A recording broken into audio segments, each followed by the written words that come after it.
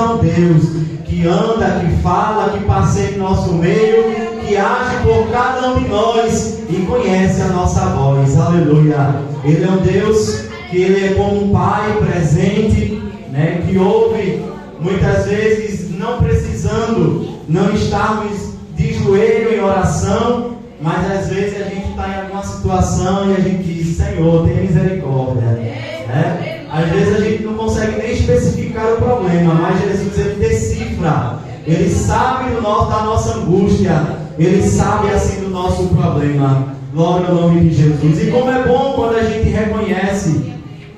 Ontem estávamos assim aprendendo na lição sobre a questão da humildade e aprendemos um pouco, né, sobre a questão de reconhecer os nossos limites. Deus, Ele é misericordioso, Ele se agrada para o filho que reconhece de sua dependência por Ele, que reconheça que não pode dar nenhum só passo, falar nenhuma só palavra, se Ele assim não permitir. Faz-nos lembrar da passagem quando os discípulos estavam ali atravessando aquele mar e a tempestade sobrevém naquele momento, e a gente sabe que de primeiro momento Jesus, Ele não se inquieta, Ele não acalma a tempestade, somente quando aqueles discípulos reconhecem que é dependente dEle, começa a clamar pelo Mestre e diz: Senhor, vamos perecer, né? Num ato já de desespero, num ato já de sem saber o que fazer, conhecendo o mar, conhecendo o lemo, sabendo como é que guia o barco, mas naquele momento de desespero foi necessário clamar a Jesus. E muitas vezes o Senhor, Ele quer que eu e você clame, que a gente clame. Ele quer que a gente abra a nossa boca e diga assim: se não for ao Senhor que estiver comigo, aleluia, nada vai dar certo. Glória ao nome de Jesus. Eu não sei como é que está a tua mente para amanhã, ou para ainda hoje, ao deitar você vai conseguir dormir. Eu não sei se é uma porta de emprego, eu não sei se é uma enfermidade, mas lembre-se que há um Deus no céu, que é o teu Pai, que é o meu Pai. Ele conhece as nossas limitações e muitas vezes Ele espera que eu e você clame por Ele. Aleluia, glória ao nome de Jesus. A medicina está aí, o poder político, financeiro está aí, mas está tudo embaixo do poder de Deus.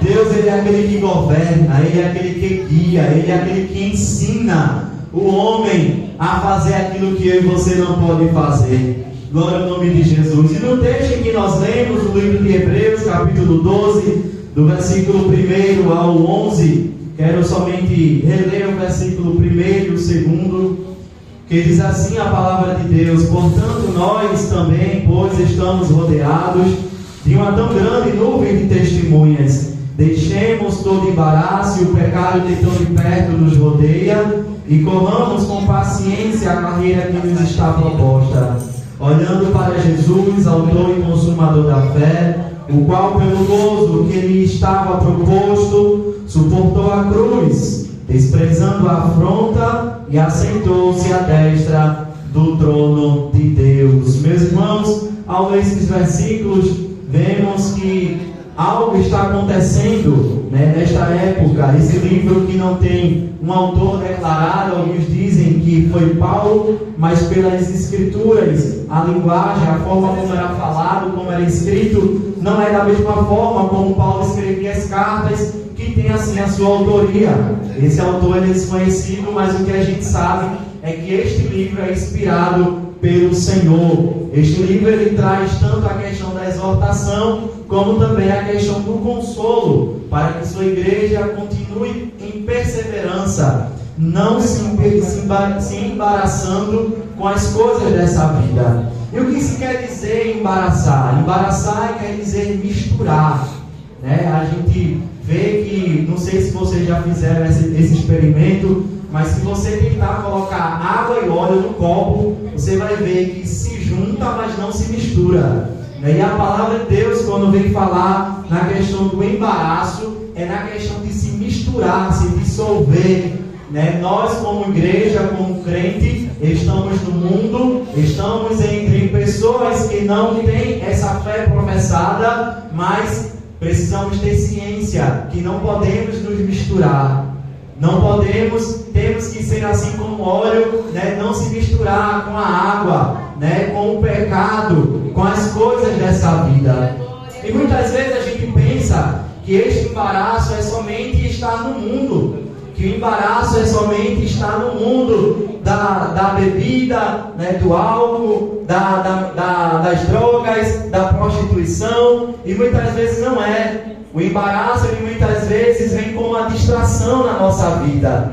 O embaraço, ele vem para nos distrair do caminho do foco do céu. A gente como crente, por mais que estejamos em espírito, que tenhamos o Espírito Santo, sabemos que a nossa carne é limitada. E muitas vezes a gente quer somente olhar pelos olhos materiais. Queremos nos envolver somente nas coisas que é daqui. Somente queremos nos envolver daquilo que é terreno, daquilo que é passageiro. Mas o escritor nos exorta para não nos embaraçarmos com as coisas dessa vida. Porque o que está aqui é passageiro. O que está aqui é temporário. O que está aqui não nos garante uma vida eterna. Aleluia.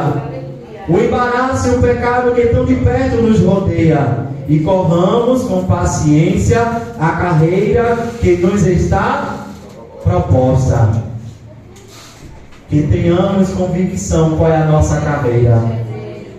Um soldado, quando se alista no exército, os homens que já se passaram, né, que já passaram no quartel, já fizeram alistamento, sabem que quando recebe o fardamento, ele recebe uma missão, né, e a missão ela deve ser concluída, com êxito, né? E se o soldado ele desviar do seu foco, ele desviar a ordem que lhe é dada, ele não tem parte com a glória que há de vir. Assim como também nós que somos crentes, cristãos, temos um alvo, temos uma missão de olhar para Jesus, que é o autor e consumidor da nossa fé, consumador da nossa fé. Como diz no versículo 2, olhando para Jesus, autor consumador da fé, o qual pelo gozo que lhe estava proposto, suportou a cruz, desprezando a afronta, e assentou-se à destra do trono de Deus.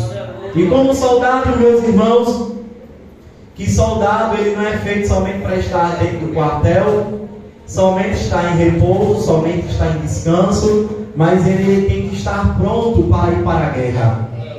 E muitas vezes enfrentamos guerras em nossas vidas que a gente quer de repente arriar as armas, que a gente de repente quer tirar a farda, que a gente de repente quer tirar o brasão que está em nosso ombro, que a gente de repente esquece qual foi o sangue que lavou a minha e a tua alma. Aleluia. Muitas vezes as adversidades vêm na nossa vida e parece que a adversidade é maior do que a cruz. Parece que a adversidade é maior que o meu e o seu Senhor Jesus. Aleluia, glória ao nome de Jesus. Mas neste momento precisamos lembrar que a maior adversidade, a maior provação foi aquela que o Senhor Jesus suportou. Aleluia. Eu e você somos merecedores de toda e qualquer consequência, mas o nosso Senhor Jesus não era merecedor. Aleluia. O castigo que nos traz a paz estava sobre ele. Eu e você éramos para estar em guerra, não somente da guerra carnal e espiritual, mas a guerra de sofrimento, a guerra de ser de um polo passivo, de não ter como contrapartir, revidar. Mas o Senhor Jesus, Ele nos garantiu a vitória, Ele nos garantiu força, ânimo, para que a gente possa suportar a peleja, para que a gente possa suportar as provações, para que nos dias maus possamos lembrar que o maior sacrifício foi aquele que Ele suportou. Aleluia, glória ao nome de Jesus. Que por mais que as aflições dessa vida venham de repente nos deixar cicatrizes, Eu imagino que aquela cruz de espinho que foi colocada em Jesus, se ele estivesse ainda em carne, estaria ainda com as cicatrizes. Depois que ele ressuscitou, que foi visitar os discípulos, a cicatriz que ele ali mostra, inclusive a Tomé, que duvidava, era a cicatriz de suas mãos, do prego que tinha transpassado as suas mãos, que o seu corpo tinha sido sustentado somente pelo aquele prego que ali transpassou a sua mão. Qual o tamanho do teu problema? Qual o tamanho da tua aflição?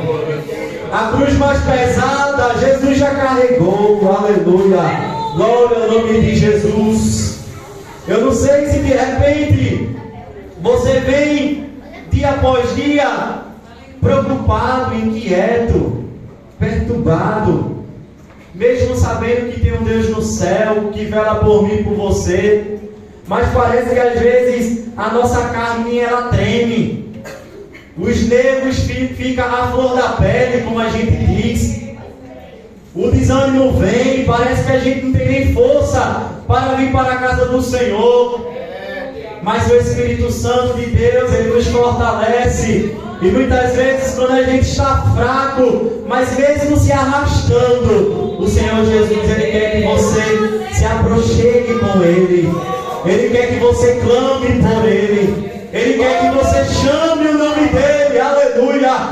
Este nome que há poder, esse sangue que é vertido, que foi vertido na cruz do Calvário e está sobre mim e por você, aleluia. Nos faz lembrar da passagem lá de Moisés, quando Moisés quer tirar o povo hebreu do Egito.